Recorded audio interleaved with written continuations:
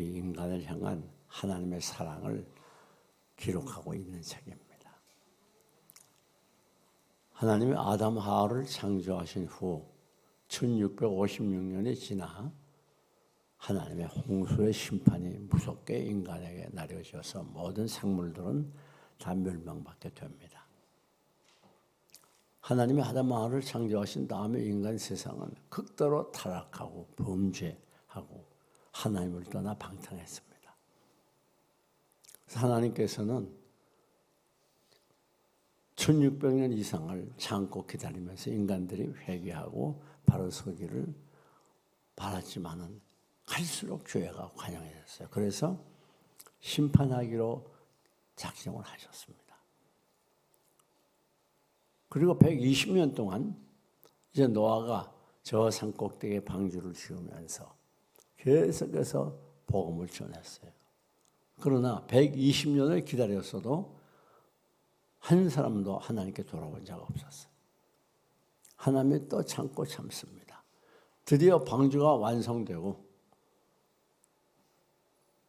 방주문이 닫히고 하늘에서 소나기가 쏟아지면서 홍수가 창궐합니다.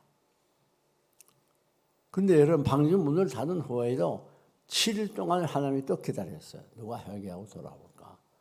그런데도 불구하고 한 사람도 하나님께 돌아온 자가 없었어요.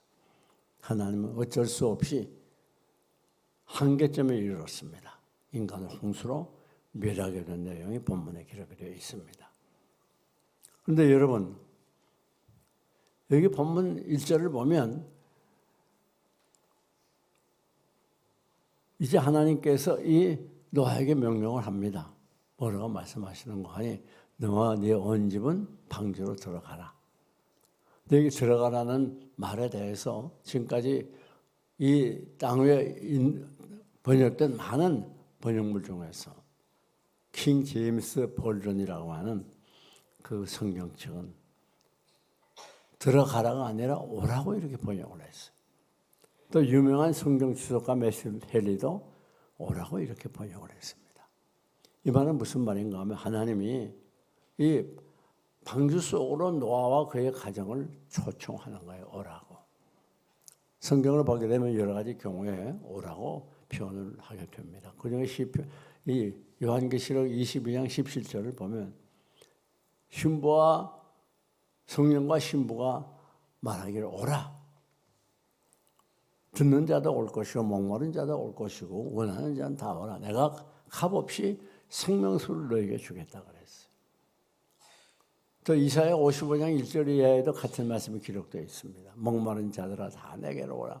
내가 돈 없이 값없이 너희에게 주겠다고 말씀하셨어요. 그렇습니다. 하나님은 오늘 우리들이 이렇게 하나님께 오라고 늘 초청을 하세요.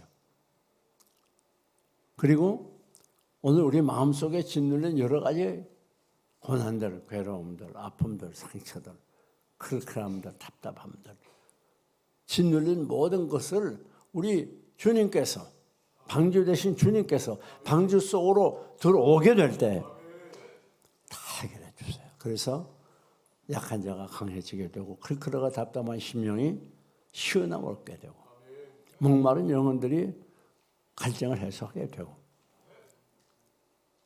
염려, 불안, 좌절, 절망에 빠졌던 사람들이 주님 초청에 응해서 오게 되면 모든 염려, 불안 사라지고 큰 기쁨과 평강이 넘치게 되고 불평과 원망이 제거되고 감사가 충만하게 되는 것입니다. 그래서 우리 주님은 오라고 여러분을 초청하시는 거예요. 왜? 우리 주님이 방주셔요. 방주. 구원의 방주입니다. 다음 두 번째 성경을 보면 마태복음 11장 29절에 무거운 짐진 자들아 다 내게로 오라. 내가 너희를 편히 쉬게 하리라고 말씀하고 있습니다. 여러분 오늘 우리 인생은 누구나 무거운 짐을 지고 있어요. 짐이 없는 인생은 아무도 없어요. 짐은 고난을 의미하는 것입니다. 어떤 사람은 가난의 짐, 질병의 짐, 또 어떤 사람은 대인관계 불협화의 짐, 부부간의 갈등이 나는 짐, 왕따라는 짐, 많은 문제라고 하는 이 짐들을 지고 고생을 하고 있어요. 우리 주님은 여러분에게 오라고 초청을 하는 거예요. 다 내게로 오라. 어느 누구 남녀노소 빈부귀천할 것 없습니다. 어느 누구나 다 내게로 오라. 내가 너희를 쉬게 하리라. 놀라운 축복이 아닐 수 없습니다. 우리 주님 언제나 우리를 여러분에게 방주 속으로 초청하고 있어요. 무거운 짐을 나 홀로 지고 견디다 못해 쓰러질 때 불쌍히 여겨 구원해 주리 은혜의 주님 오직 예수. 그렇습니다. 어느 짐이든지 그 짐이 아무리 무겁고 힘이 들고 나를 고통스럽게 해도 그 짐의 경중에 관계없이 그 짐의 크기에 관계없이 우리 주님이 여러분 초청합니다. 다 짐을 지어 주님께 오기만 하면 우리 주님이 여러분의 짐을 다 해결해 주고 여러분에게 참다운 안식과 휴식을 주신다는 거예요. 그 다음 이사야 1장 18절을 보면 오라 우리가 서로 변론하자. 너희 죄가 주원 같을지라도 양털같이 또 진흥같이 붉을지라도 눈과 같이 이어지겠다. 이게 우리 주님의 사랑입니다. 인간 누구나 죄인이에요. 죄가 없는 사람이 어디가 있습니까? 우리 인생의 가장 심각한 문제는 죄 문제입니다. 뭐 여러 가지 이런 문제 저런 문제 많이 있지만 가장 심각한 문제는 죄 문제. 왜? 이 죄 때문에 우리에게 많은 인생고가 오기 때문에 그렇습니다. 그리고 이 죄 때문에 인류는 사망에 이르게 되고 영원한 지옥에서 영원토록 고통을 당하게 되는 거예요. 여러분, 그런데 우리 주님이 이 죄 문제를 해결해 주기 위해서 이 땅에 오셔서 머리에 가시관 손발에 옆구리에 창을 찔려 피와 땀과 진액을 다 쏟아 생명버려 죽어주셨기 때문에 누구든지 예수 그리스도를 믿고 의지하는 자는 주님께 초청에 응하는 자는 하나님께 나오는 자는 죄를 용서함 받습니다. 그리고 참 자유와 희망을 갖게 해주는 거예요. 놀라운 일이 아닐 수가 없습니다. 우리의 짐이 아무리 무겁고 힘이 들고 우리의 죄가 아무리 많아도 다 예수 그리스도를 영접하기만 하면 다 용서함 받아요. 오라 우리가 서로 변론하자. 너희 죄가 아무리 많아도 관계없어. 아무리 중요해도 관계없어. 아무리 커도 관계없어. 다 용서해 줘. 얼마나 감사한 일인지 모릅니다. 그리고 내가 동의서에서 먼 것까지 너희 죄를 다 멀리 해주겠다. 그리고 다시는 너희가 범한 죄를 기억지 않겠다. 얼마나 놀라운 은혜와 축복인지 모릅니다.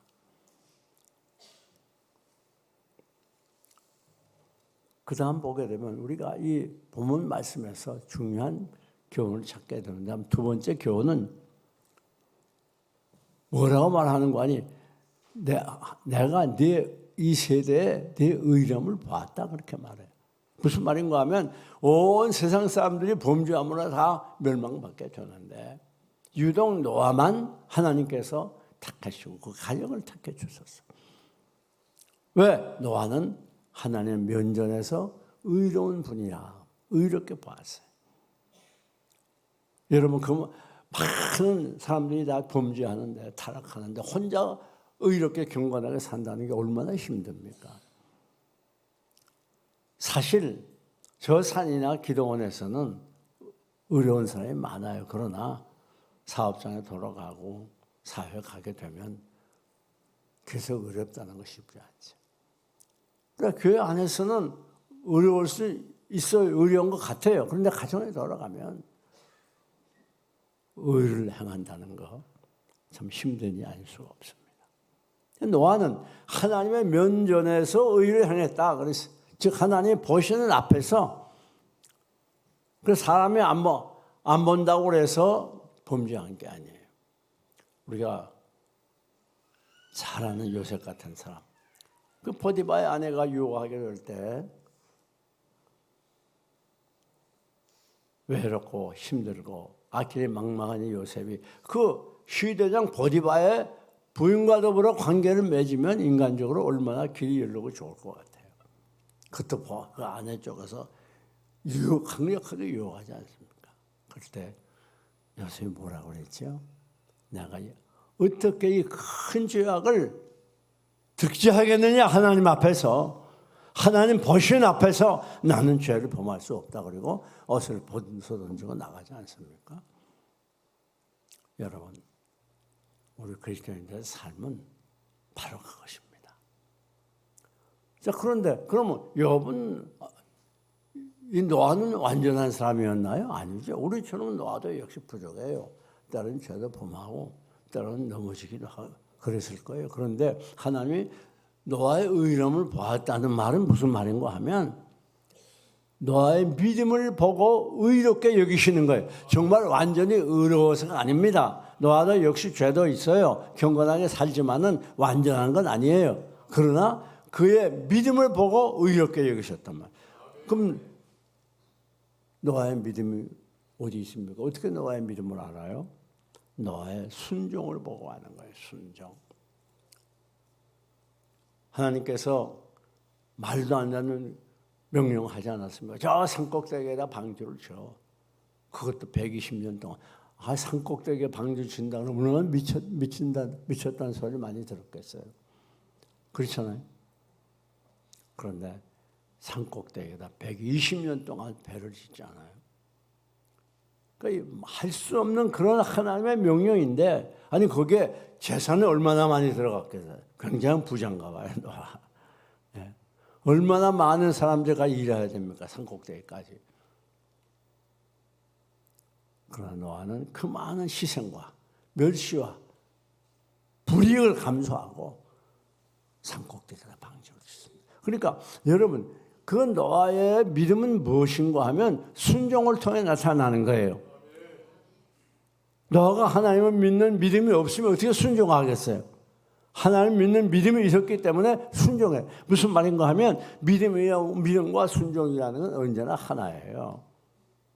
이게 떨어져 있는 게 아닙니다. 오늘 현대 교인들의 비극이 어디에 있는가 하면 이 믿음은 믿음대로 있고 행동은 행동대로 있는 거예요. 그러니까 이 믿음과 행동의 괴리로 인해서 많은 사람들에게 비난을 받는 거 아닙니까? 정말 그가 믿음이 있으면 그는 순종하게 되어 있는 거예요. 하나님은 우리가 완전해서 의롭다고 그런 게 아니에요. 우리의 믿음을 보고 의롭다고 하시는 거예요. 정말 어려운 게 아니에요. 완전히 깨끗한 게 아니에요. 인생 완전해서 아무도 없어요. 그러나 그 믿음을 보시고 하나님께서 아브라함의 행위를 보시고 의롭다 여겼다, 의롭게 여겼다고 그랬지 않았습니까? 아브라함이 무슨 행위입니까? 순종하는 거예요. 내 아들을 저 모리아산에 바쳐. 그럴 때에 아브라함 누구와 의논도 하지 않고 즉각적으로 그 이튿날 아침 일찍 일어나서 아들을 데리고 모리아산으로 가지 않습니까? 그런데 히브리서 보니까 이 아브라함이 어떻게 그럴 수 있었는가? 하나님이 자기 아들을 죽은 가운데 살릴 줄로 믿었다는 거예요. 여러분, 오늘 우리들의 가장 큰 문제는 어디 있는가 하면 믿음과 행위가 떨어져 있다는 거예요. 열심히 믿는 것 같은데 가정이나 밖으로 돌아나가면 행동은 완전히 반대예요. 이 사람이 정말 믿는지 믿지 않는지 알 수가 없는 그런 경우들이 얼마나 많아요.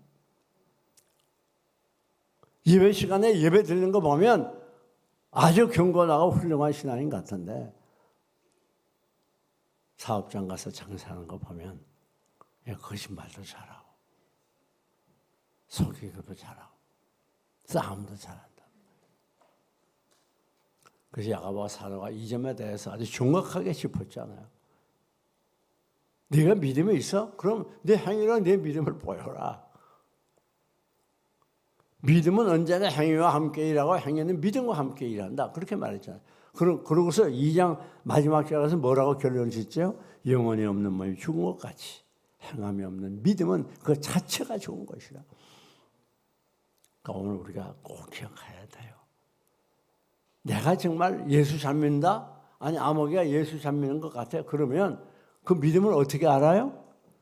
행함으로, 순종함으로 그 믿음을 아는 거예요. 오늘 우리가 다 의인입니다. 하나님 여러분 의롭다고 보세요.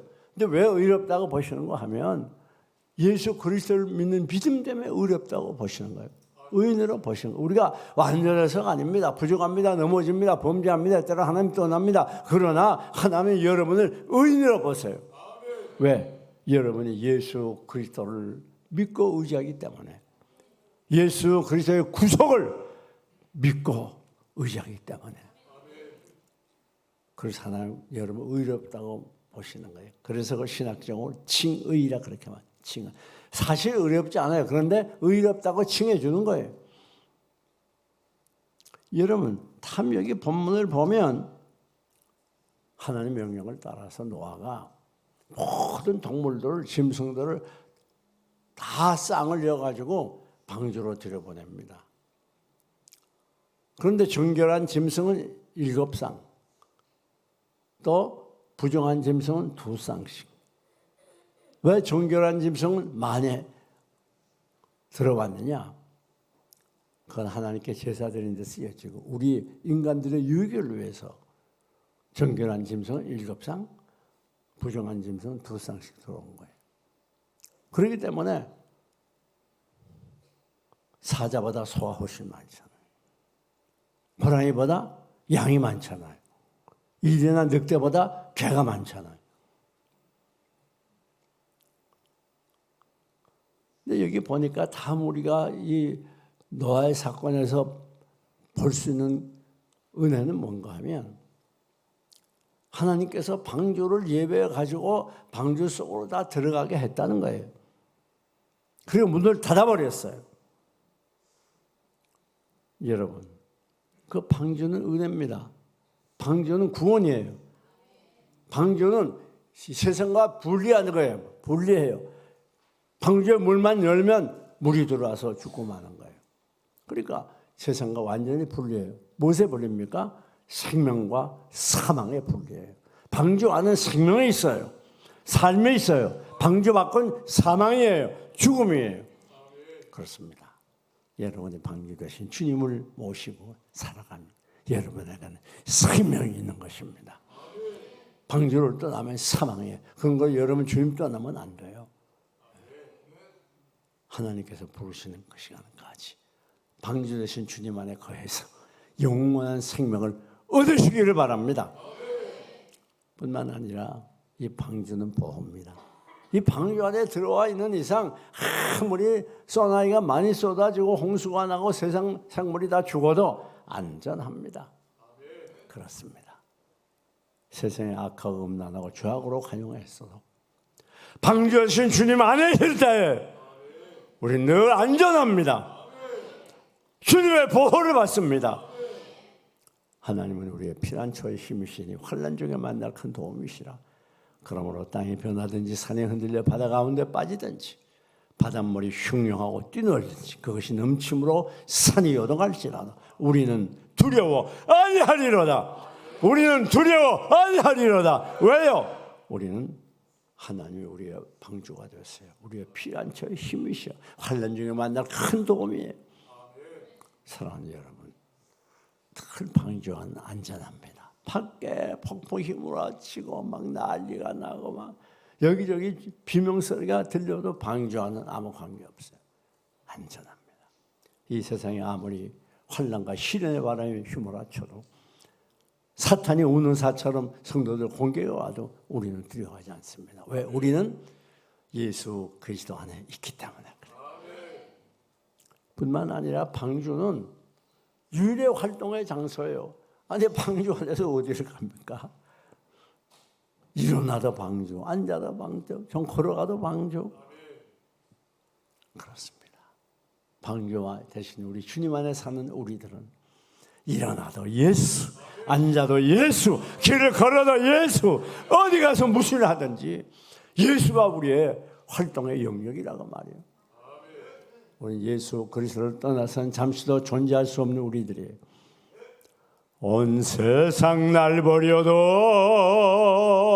주 예수 안 버려 끝까지 나를 돌아버리니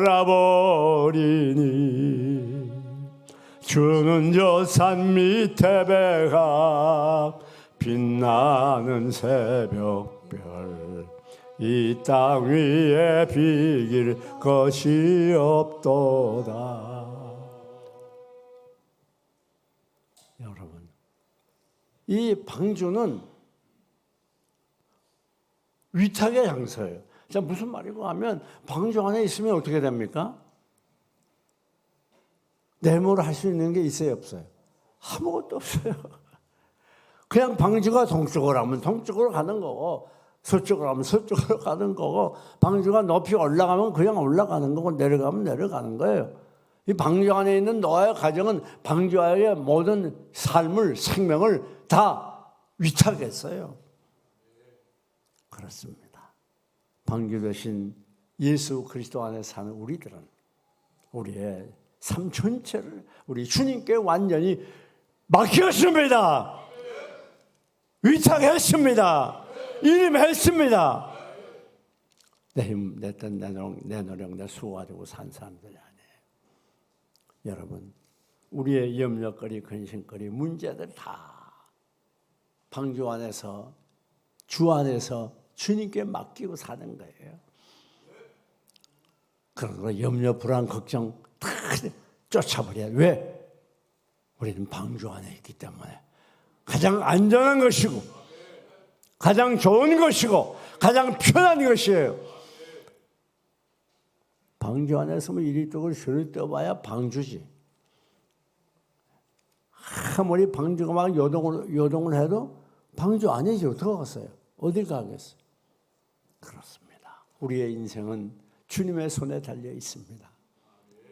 내 원대로 내 뜻대로 살아가는 인생이 아니라 방주 대신 주님 안에서 살아가요.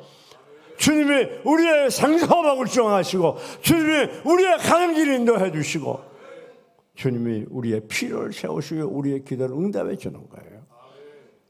때문에 염려하지 말아요. 다 하나님께 맡기세요. 너근 심 걱정 말아라. 주 너를 지키리. 주 날개 밑에 거하라. 주 너를 지키리. 주 너를 지키리. 주 너를 지키리. 아무 때나 어디서나 주 너를 지키리. 늘 지켜주시리.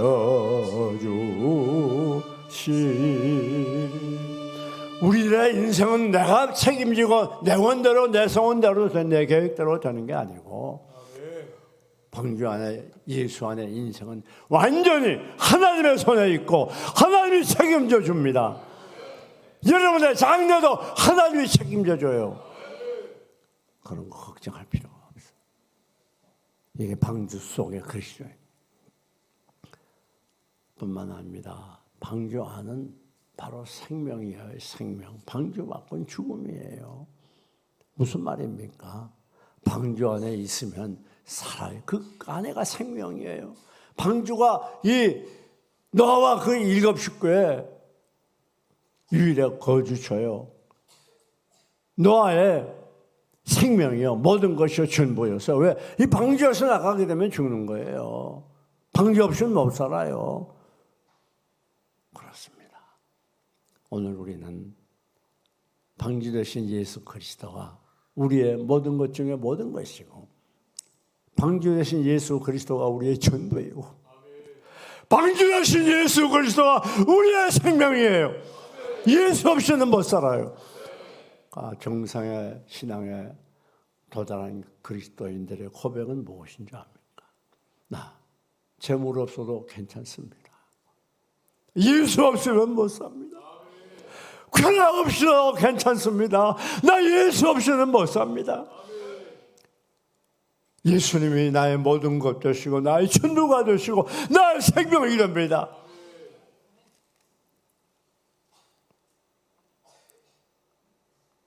그렇습니다. 이 자리까지 나아가야 참 신자다운 신자가 되는 거예요.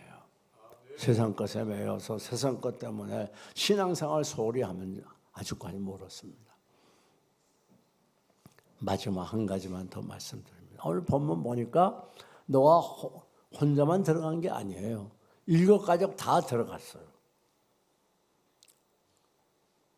우리 이번 주일은 지금까지 우리들이 만나고 권면하고 위해서 기도했던 마음에 품고 있었던 태신자들 초청잔치의 날입니다. 이번 토요일 날, 또 주일날도 마찬가지입니다. 우선 중요한 건 여러분의 가족을 하나님께 다 데려와야 돼요. 만약에 노아가 자부 하나가 방주에 못 들어왔어, 그럼 얼마나 큰 고통이었겠습니까? 자기들은 방주 안에서 이렇게 편안히 있지만은 방주 밖에서 물결 속에서 막 호적거리고 비명소리 들으며 죽어간다고 생각할 때 얼마나 고통스러웠겠어요. 다행히 다 방주 속으로 들어갔어요. 여러분의 가족들 이번 교회에 한 사람도 빠짐없이 인도해내야 됩니다. 바울과 실라가 마게도냐 빌립보 지방에서 전도하게 될 때 밤새 기도하고 말씀 듣고 기도하고 찬양하고 그러니까 그만 땅이 진동하면서 옥문이 다 열렸어요. 그럴 때 간수장이 나와서 자결하라고 해요. 도망가면 죄인들 도망가면 자기들이 책임져야 되니까. 그러니까 바울이 뭐라고 말합니까? 몸을 해하지 마라. 주 예수를 믿으라. 그리하면 너와 뭐가 구원을 받아요? 내 집이 구원을 받으리라. 내 집이 구원을 받으리라. 베드로가 고넬료 집에서 말씀을 증거할 때 고넬료는 자기의 친구들, 친척들, 가족들 다 모아놓고 말씀을 듣지 않았어요. 그 말씀을 듣는 중에 성령이 내려오시고 세례를 받고 방언하지 않습니까? 여러분, 이번 우리 이 전도운동에 우선 중요한 건 우리 가족들. 한 번도 빠짐없이 부신 가족들을 하나님께 인도하시기 바랍니다.